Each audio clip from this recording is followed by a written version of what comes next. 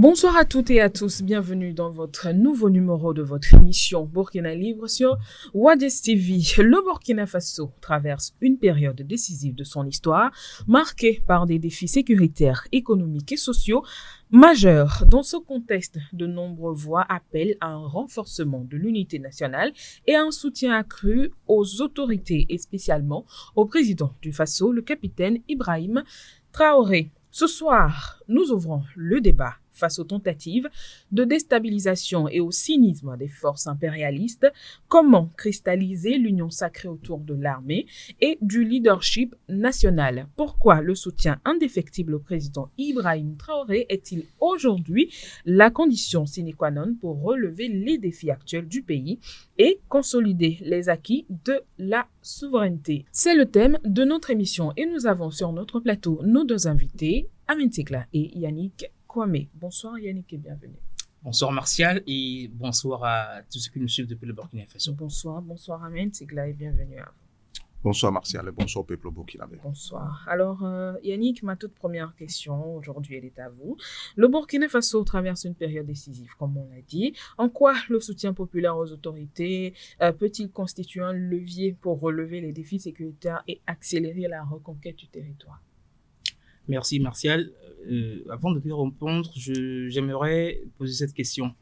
Est-ce que les Burkinabés aiment vraiment leur pays? Est-ce que ils veulent vraiment que le Burkina Faso rompe définitivement avec l'insécurité et renoue avec le développement? Je me pose cette question parce que si nous sommes encore là aujourd'hui à débattre de ce sujet-là, ça veut dire que du travail reste encore à faire et qu'il y a encore une frange de la population burkinabé qui refuse d'adhérer à la vision, à la dynamique du capitaine Ibrahim Traoré, et une frange de la population qui refuse de reconnaître le travail et l'effort qui est en train d'être abattu actuellement avec les résultats visibles que nous pouvons observer. C'est triste parce que le gouvernement actuel, le régime actuel du Burkina Faso essaie de faire des réformes dans tous les secteurs de la vie du pays, que ce soit l'éducation, que ce soit la santé, que ce soit la sécurité, que ce soit le volet économique. Eh bien, des efforts sont en train d'être faits. Et pas plus tard qu'avril dernier, il y a eu le président burundais, Evariste Ndayishimiye, qui est actuel président de l'Union africaine, qui effectue une visite d'amitié de travail au Burkina Faso. Et au cours de cette visite, il a eu à remarquer les efforts que le pays est en train d'être fait, et les efforts que le pays est en train de faire actuellement, pour moi, surtout en ce qui concerne la mise en place, la construction des infrastructures. Mais il a dit, ça c'est vraiment impressionnant, que ce pays qui est en train de mobiliser ses propres moyens pour construire lui-même ses propres infrastructures, au lieu de faire comme les autres ont l'habitude de faire, aller faire appel à des sociétés, des multinationales qui font dans le BTP. Non, ce sont les propres Burkinabés qui sont en train de mettre la main à la pâte, pour construire leur propre pays. Mais le mois qui a suivi, c'est-à-dire mai en 2026, il y a eu un envoyé, une mission de la Somalie, voilà. Le ministre de la sécurité somalienne est envoyé au Burkina Faso pour venir s'imprégner du modèle burkinabé en ce qui concerne la lutte contre le terrorisme. Mais vous voyez que ce que le capitaine Ibrahim Traoré est en train de faire est en train d'inspirer beaucoup de gens. Mais si aujourd'hui, il y a encore des Burkinabés qui ont du mal à admettre cela, eh bien, il y a un véritable problème. C'est vrai, on ne va pas jeter la pierre sur tous les Burkinabés parce que si aujourd'hui, le pays est en train d'enregistrer ces résultats-là, ça veut dire que le capitaine Ibrahim Traoré a l'adhésion à l'amour de la population burkinabé. C'est-à-dire, il y a une grande partie de la population burkinabé qui a compris le projet du capitaine Ibrahim Traoré et est en train de lui apporter tout son soutien. Mais, Martial, on dit souvent qu'il suffit juste qu'une petite graine de céréales pourries entre bien et contact avec les autres graines pour que toutes les autres graines soient également pourries. Et cette petite frange de la population qui refuse encore d'adhérer au projet du capitaine Ibrahim Traoré, il va falloir que, en bon burkinabé, en tant que citoyen du Burkina Faso en tant que citoyen ayant vécu des années de misère, de malheur, et qu'aujourd'hui, il y a un chef d'État, un leader visionnaire qui est là, qui est en train de mettre en place une politique visant à renouer avec le développement. Il va falloir que ces petites franges de la population-là apportent ce soutien également au capitaine Ibrahim Traoré pour que le soutien soit total. Nous sommes aujourd'hui en train de parler de la révolution progressiste populaire au Burkina Faso, c'est-à-dire une révolution qui est faite par la population et pour l'intérêt de cette même population-là. Mais je ne vois pas encore pourquoi il y a matière à douter. Il y a plus de place au doute au Burkina Faso.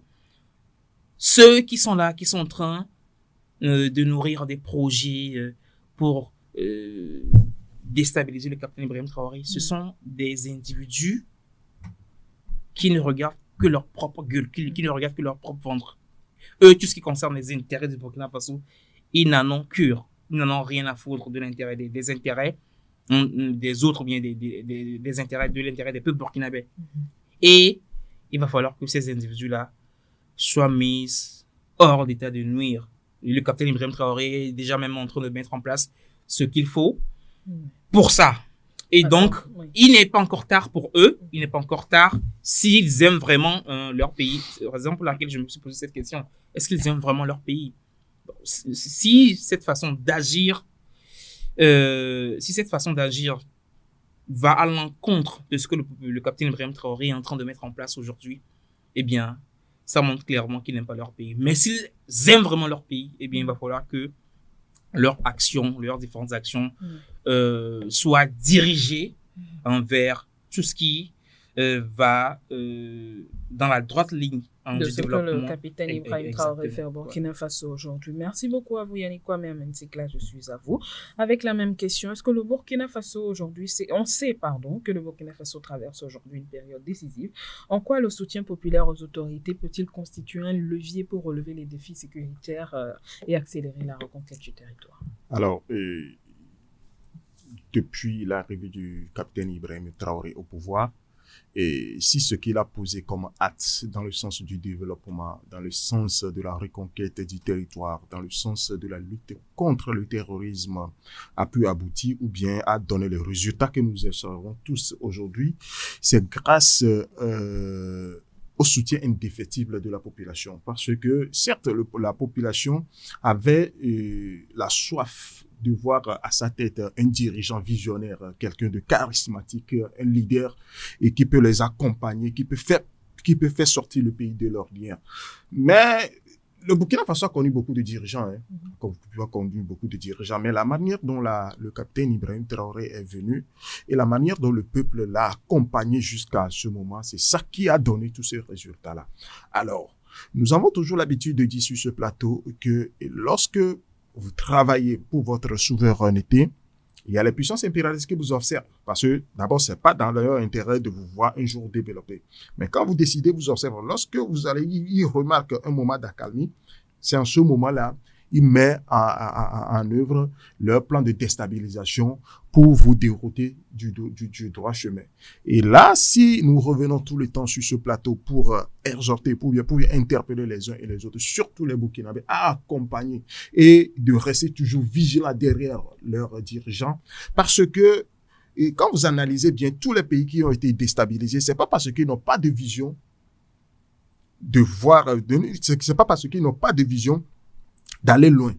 Mais seulement que quand ils ont commencé, ils se sont relâchés à un moment donné. C'est en ce moment-là que ces puissances-là, avec les traites qui sont déjà sur le terrain, ils arrivent à vous mettre les bâtons dans les roues. Et puis tout ce que vous avez construit peut-être sur 5 à 10 ans, vous allez vous reculer en arrière. Donc, c'est pourquoi nous interpellons les Burkinabés de travailler davantage, de rester aux côtés des dirigeants. Yannick vient d'énumérer un certain nombre de choses tout à l'heure. Vous allez voir que qu'une institution financière, même si vous allez sur le marché financier, il ne vous donnera jamais de l'argent pour acheter les armes. Mais quand les Burkinabés savent que pour que l'économie évolue, il faut que la sécurité aussi et ce soit là. Mais ces puissances-là, qui aujourd'hui ont tous les marchés financiers dans leurs mains, savent très bien qu'avant que l'économie n'évolue, il faut que Voilà, la sécurité soit au point. Mais il ne voulait pas leur donner de l'argent pour acheter les armes. Il ne veut même pas donner de l'argent pour former les militaires et tout. Mais quand le capitaine Ibrahim Traoré, en tant que militaire, sait très bien que, avant que l'économie, parce que ceux qui travaillent pour l'économie, ce sont la population. Quand la population est en sécurité, comment est-ce qu'il peut cultiver leur terre? Comment est-ce qu'il peut vaquer au service et tout? Comment est-ce que le pays peut travailler quand le pays n'est pas en sécurité? Donc, il a travaillé sur le côté militaire, sur le côté sécuritaire d'abord. Et c'est grâce à la population, parce que quand vous prenez le fonds de soutien patriotique, c'est la population qui a contribué à ce fonds. Certes, l'autre fois, c'était ce matin que j'apprenais qu'il y a le capitaine Ibrahim Traoré qui a écrit un livre sur manifeste de la révolution populaire et la vente de ce livre a engendré 35 millions, le fonds qu'il a reversé totalement au niveau du fonds de soutien patriotique. C'est un très bel exemple. Tout le monde peut faire des choses comme ça. Les gens peuvent créer des t-shirts de révolution et puis verser l'argent au niveau de voilà. Donc, c'est une manière de dire que si aujourd'hui le Burkina Faso est arrivé à ce point, c'est grâce au soutien populaire. Mais nous exhortons davantage et cette même population de les encourager, de rester soudés derrière les autorités du pays pour que ce qu'ils ont commencé puisse aboutir. Alors, on l'a abordé un tout petit peu dans les différentes interventions, mais concrètement, au-delà des discours et des manifestations de soutien, quelles actions concrètes autres que ce qu'on a peut-être cité, les citoyens peuvent-ils entreprendre pour contribuer à la stabilité, à la résilience et au développement du pays? Alors, d'abord, le souci que le Burkina Faso a aujourd'hui est d'ordre sécuritaire, économique. C'est vrai, il y a une souveraineté, c'est-à-dire le pays veut sa souveraineté, mais la souveraineté, vous ne pouvez jamais être souverain si vous n'avez pas votre sécurité en main, si vous n'arrivez pas à défendre l'intégrité de votre territoire. Alors, pour défendre l'intégrité du territoire, je l'ai toujours dit sur ce plateau que ce n'est pas seulement du ressort des corps habillés, ou bien des FDS, ou bien des VDP. C'est la population de donner des informations en temps réel aux autorités compétentes sur les mouvements des terroristes. Parce que nous avons toujours l'habitude de dire que le Burkina traverse, ou bien les autorités font face à une guerre asymétrique dont l'adversaire n'est pas connu. C'est-à-dire n'importe qui peut se lever avec le soutien des puissances impérialistes et commettre des gaffes. Alors, il revient à la population d'être vigilant et d'être toujours en communication avec les autorités compétentes. Ça, c'est un. De deux, il va falloir que tout ce qui mène des activités arrive à contribuer, à soutenir l'État. Parce que aujourd'hui, l'État peut acheter aujourd'hui des armes, mais en dehors des armes, il y a d'autres besoins qui arrivent. Comment l'État peut trouver de l'argent pour pouvoir y faire face? C'est pourquoi vous allez voir que depuis l'arrivée du capitaine Ibrahim Traoré, les prix, ils ont déposé 5 francs, 10 francs sur un certain nombre de produits pour contribuer au fonds de soutien patriotique. Et c'est dans ce sens, et je m'en vais dire à la population burkinabé de ne pas être fatigué par rapport à tout ce qu'ils sont en train de faire comme contribution allant dans ce sens. Je ne sais pas si vous voyez. Et ça, c'est deux. Le troisième point qui est aussi le plus important est que lorsque sur les médias, aujourd'hui, on parle des réseaux sociaux et tout, il va falloir que la sensibilisation, parce que lorsque les informations comme ça arrivent et que les gens disent que non, les autorités compétentes sont là au pouvoir juste pour s'embourgeoiser, comme certains ont l'habitude de le dire, il va falloir des gens qui arrivent à défendre les autorités, parce que vous allez voir que c'est rare pour un ministre ou bien un directeur de société de se pointer devant un média pour dénoncer. C'est vrai, ils arrivent à le faire, mais il va falloir que la population soit vraiment des boucliers pour les autorités. C'est eux qui doivent défendre la cause de les autorités et tout ce que les autorités sont en train de poser comme acte. Donc, en voyant tous ces actes-là, c'est ce que les citoyens doivent faire pour que... De manière concrète. De manière concrète. D'accord, merci beaucoup. Yannick Kwame, avec Amen Segla, on a abordé la population locale du Burkina Faso, mais vous, particulièrement, j'aimerais vous demander aujourd'hui, la diaspora burkinabé peut-elle devenir un acteur majeur de soutien au développement national et à la souveraineté du pays? Oui, avant de te répondre, permets-moi de rebondir un peu sur ce que Amen vient de dire. il a abordé un aspect de la chose qui est vraiment important, que là, vous allez remarquer qu'au Burkina Faso, tout va bien. D'accord, tout va bien depuis un moment déjà, depuis 2023-2024. Le pays a mis, du moins, à la main mise sur le côté sécuritaire de la chose. Il n'y a plus d'attaques, tout va bien maintenant. L'essentiel des préoccupations, c'est de voir comment le Burkinabé moyen puisse manger à sa faim et travailler pour que il y a autosuffisance alimentaire et que les conditions de vie soient vraiment améliorées. C'est ça la préoccupation majeure aujourd'hui. Mais cette période d'accalmie ne veut pas dire que c'est fini. C'est ce moment même que l'ennemi utilise pour préparer, pour fomenter des coups, des tentatives de déstabilisation. Mais récemment, il y a un média impérialiste qui a publié une histoire sordide, digne d'un film hollywoodien, qui y aurait des prisons cachées au Burkina Faso, à Ouagadougou, où les autorités et les militaires se donnent un malin plaisir à torturer les gens. Par exemple, ce genre d'informations, ce sont pas des informations à diffuser, à véhiculer comme ça. Si le Burkinabé tombe sur ce type d'informations-là, mais le premier réflexe, c'est quoi? C'est de douter. C'est de douter. Déjà même, ils connaissent leur président. Les Burkinabés connaissent bien leur président. Mais est-ce que le capitaine Ibrahim Traoré et ses collaborateurs peuvent faire ça, la main sur la conscience? Le reste, ça relève juste de la manipulation, de la mauvaise foi, tout simplement. Donc, au lieu de s'acharner à publier, à diffuser, à partager ces informations-là sur les réseaux sociaux, afin d'alarmer la population pour rien du tout, faire preuve de vigilance, de circonspection et de retenue. Avant de publier ce message-là, faire un effort de voir vraiment est-ce que si ce qui est en train de dire est vrai. Voilà, c'est la moindre des choses. Donc, voilà également un moyen, bien une mesure concrète, d'accord, des actes concrets que le Burkina Faso et que le Burkinabé, les populations burkinabées peuvent faire pour que le pays sorte de l'ornière. Alors, pour répondre à ta question, alors la diaspora, on le dit, c'est une ressource vraiment importante dont dispose tout un pays pour son développement. Et alors, le cas du Burkina Faso nous intéresse parce que nous sommes là pour parler du Burkina Faso aujourd'hui. Eh bien, la diaspora du Burkina Faso joue déjà un rôle important. On sait tous que nos parents, bien nos frères qui sont en Allemagne, en Europe, aux États-Unis, eh bien, ils nous envoient des fonds. La diaspora soutient l'économie burkinabé avec l'argent qu'elle envoie déjà. Alors, est-ce que ça suffit seulement d'envoyer 30 000 à Ousmane, 40 000 à Ali? Non. En faisant ça, c'est bien que la population ait aidé un temps soit peu. Mais pour que cette aide-là soit vraiment une aide vraiment concrète qui porte des fruits, eh bien, il va falloir la rediriger vers autre chose.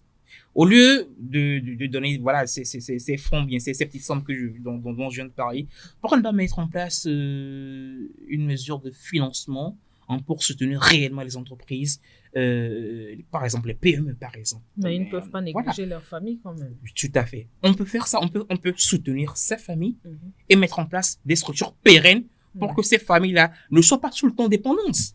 Mais tu vois, est-ce que le parent qui est en Allemagne, par exemple, est-ce qu'il sera là tout le temps pour donner 20 000, 30 000? Mais au lieu, pourquoi ne pas mettre en place une structure pour aider vos parents qui sont en Afrique, qui sont à Ouagadougou, à Bobo, pour que eux-mêmes, puissent se nourrir. Si par exemple, on leur construit une ferme, ou bien une petite moyenne entreprise, une petite entreprise, de quincaillerie, par exemple, ils peuvent s'autosuffire eux-mêmes. Et ça va permettre également de créer de l'emploi. Les emplois, ou bien les entreprises que ceux qui sont de la diaspora créent au Burkina Faso, en Afrique de façon générale, et bien ces entreprises-là contribuent vraiment au secteur de l'emploi dans nos pays, et au Burkina Faso en l'occurrence. Donc la diaspora, pour que l'aide qu'elle apporte vraiment au Burkinabé soit vraiment une aide effective, une aide salutaire, eh bien, il va falloir qu'elle fasse les choses en grand, en beaucoup plus grand que ça, et ça va vraiment mieux aider les Burkinabés. Et en dehors de cette aide-là, de l'aspect économique, la diaspora burkinabé constitue une main-d'œuvre importante, une ressource humaine importance. Martial, on ne peut pas compter le nombre d'ingénieurs, le nombre de docteurs, de médecins, le nombre de juristes qui sont en Amérique du Nord, en Europe et dans certains pays africains aujourd'hui. Or, le Burkina Faso est dans une phase de reconstruction. On a besoin de ces cerveaux-là qui sont restés à l'extérieur. On a besoin d'eux. Et au lieu de rester là-bas et d'aller se faire représenter, bien d'aller sur les plateaux et dire n'importe quoi, ben, ils peuvent rentrer au Burkina Faso, aider à développer leur pays.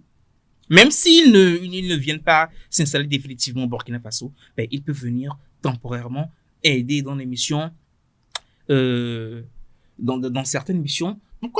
Pourquoi pas former des gens qui sont dans leur secteur, par exemple. Ça va beaucoup aider la population burkinabé, ça va beaucoup aider à ce que le capitaine Ibrahim Traoré a mis en place comme dynamique, et bien que cette dynamique-là soit, bon, du moins, porte plus de fruits. Ouais. Voilà. Donc, il y a beaucoup de cerveaux. On parle aujourd'hui de la fuite de cerveau. Ces cerveaux peuvent être utiles, peuvent se rendre utiles pour que ce que le capitaine Ibrahim Traoré, pour que ce que le Burkina Faso est en train de mettre en place, eh bien, que cela porte des fruits. Donc, la diaspora n'est pas à négliger. La diaspora a vraiment son rôle à jouer. Quand vous prenez également le fonds de soutien patriotique, la diaspora a une part considérable, plus d'une dizaine de millions de francs CFA. Donc si aujourd'hui, la diaspora a cette volonté-là, la volonté y est, parce que déjà, différentes initiatives de leur part sont déjà visibles, sont là, mais moi, je les exhorte à redoubler plus d'efforts. Aujourd'hui, la diaspora, que ce soit aux États-Unis, que ce soit en Europe, que ce soit au Canada, ils peuvent jouer également un rôle de diplomate citoyen. La diplomatie citoyenne, ça consiste à quoi? Ça consiste à bien parler de son pays.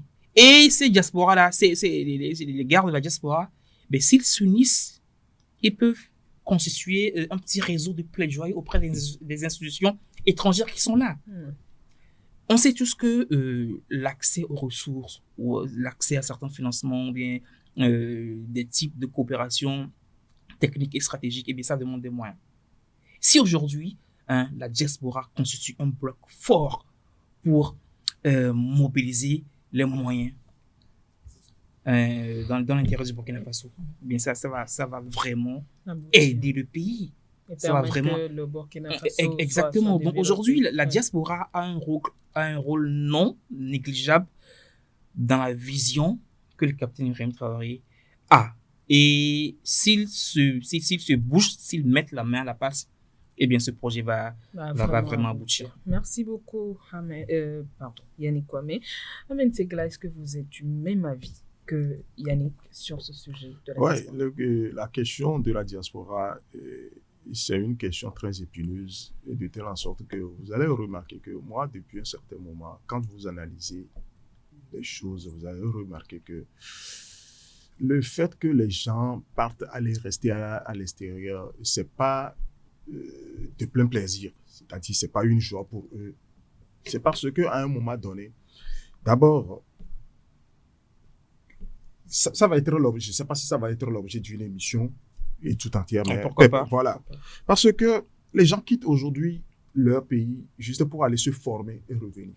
Mais quand il n'y a pas de débouché, ceux qui ont appris là-bas, quand ils voient la structure de leur pays, il n'y a pas de place, il n'y a pas de structure vraiment en place pour pouvoir venir exercer tout ce qu'ils ont appris. Donc, ils ont préféré rester là-bas.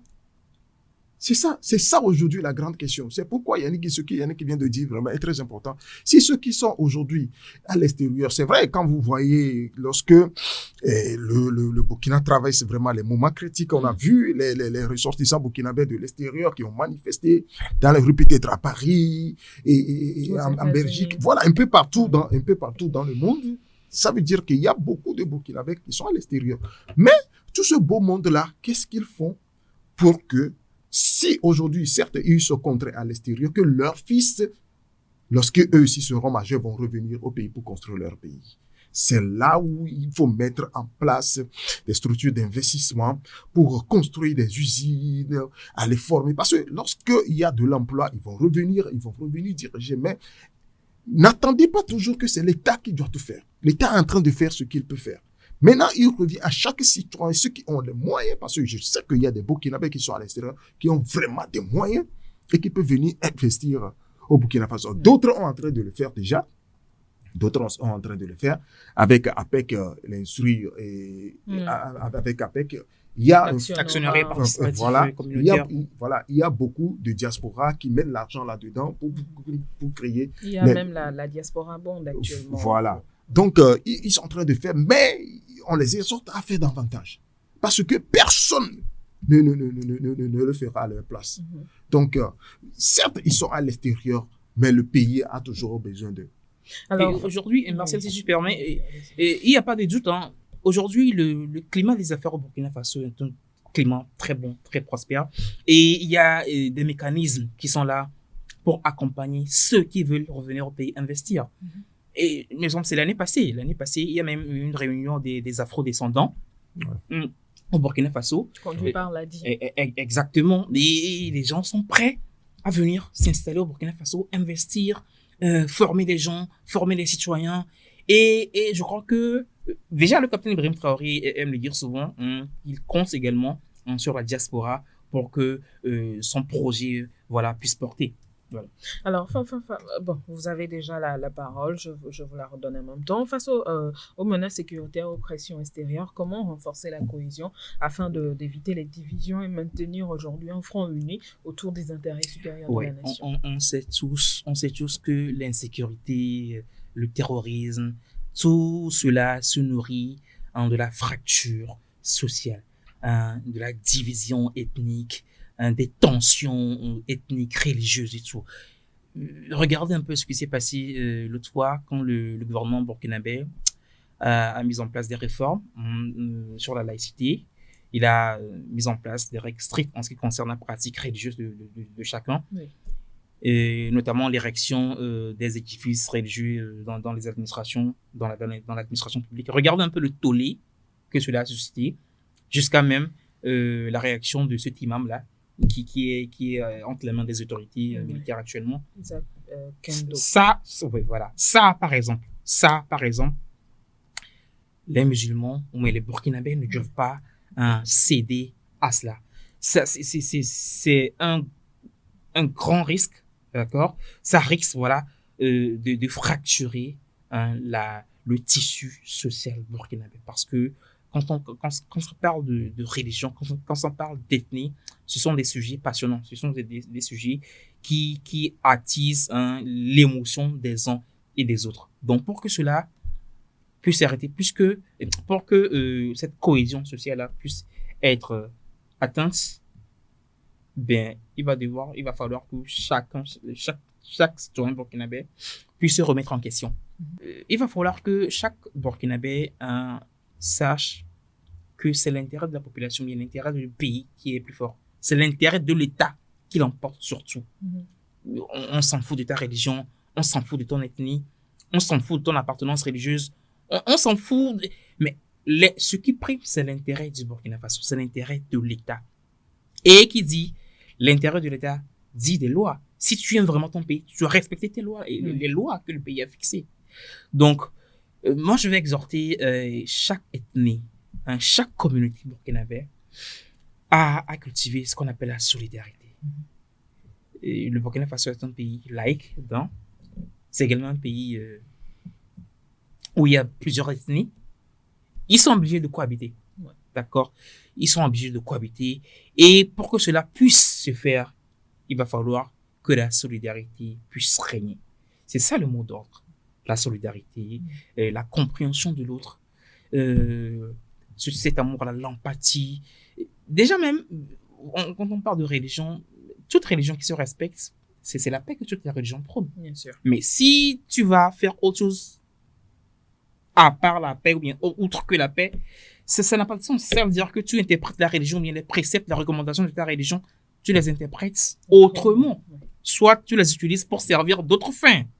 Est-ce que c'est ce que ta religion la prône? Non, ça n'a pas de sens. Donc, la solidarité, c'est ça le maître mot.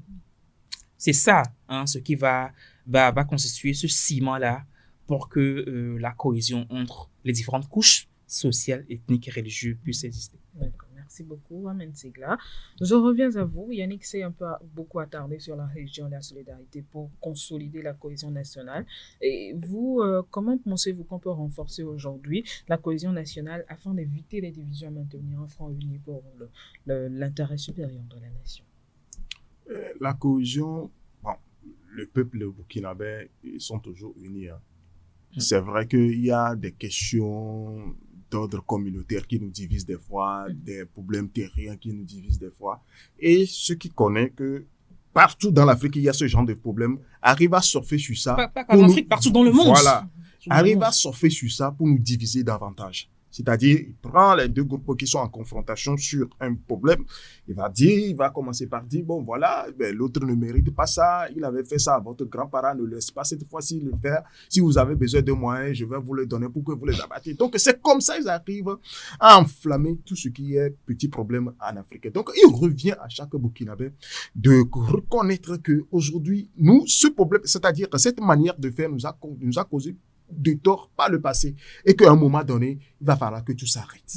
Et commencer par réfléchir pour nous-mêmes. Si quelqu'un t'aborde et te pose des genres de questions sur ce genre de problème, posez-vous la question de savoir quel est son intérêt dans ça. En voulant chercher une solution à un problème qui ne le concerne pas, quel est son intérêt dans ça? Donc, c'est ça, quand nous commençons par réfléchir comme ça, nous allons voir que nous allons éviter beaucoup de choses. Parlant de la pression, ça va toujours exister parce que je viens de le dire dès l'entame de cette émission, que les puissances qui nous observent aujourd'hui ne veulent pas voir aucun pays africain évoluer. C'est-à-dire dire qu'aujourd'hui, les Burkinabés ne commandent plus de voitures et peut-être dans un pays occidental, ils arrivent à fabriquer. Ils ne voulaient pas entendre parler. Voir que le pays aujourd'hui s'autosuffit sur le plan alimentaire, ils ne veulent même pas entendre parler parce que la manière dont vous achetez chez eux, c'est ça qui crée en fait la richesse chez eux. Donc, quand vous arrivez à produire tout ce que vous voulez, tout ce que vous consommez, mais tout ce qu'ils produisent, tout ce que les entreprises produisent là, qui va les acheter? Donc, ils ne voulaient pas ça. C'est pourquoi l'État, c'est-à-dire leurs dirigeants aussi sont derrière eux, a fait en sorte que leurs entreprises prospèrent ici en Afrique. Maintenant, il revient à nous, c'est de bonne guerre, mais il revient à nous, en tant qu'Africains, de dire que c'est vrai, eux aussi, ils ont l'intérêt, mais nous, notre intérêt doit primer sur leur intérêt. Si nous arrivons à réfléchir comme ça, vous allez voir que tout ce qui est équivoco, tout ce qui est malentendu et tout ce qui est guerre et tout ça là, vous allez voir que nous allons éviter ça de justesse. Merci beaucoup à vous, Amen Sigla. Merci beaucoup à vous, Yannick Kwame, pour vos belles interventions sur le sujet. Merci également à vous, très chers téléspectateurs. Et au terme de cette émission, une certitude demeure. Les défis auxquels le Burkina Faso est confronté nécessitent une forte mobilisation des énergies nationales. Qu'il s'agisse de la sécurité, du développement économique ou du renforcement de la souveraineté nationale, la participation de tous les acteurs de la société apparaît comme un facteur déterminant. Le soutien aux efforts engagés, le dialogue constructif et l'engagement citoyen constituent des leviers importants aujourd'hui pour accompagner le pays vers davantage de stabilité et de progrès. En gros, il faut que la population du Burkina Faso fasse bloc derrière son dirigeant et les autorités qui construisent aujourd'hui le pays. Merci à vous de nous avoir suivis. Rendez-vous au prochain numéro.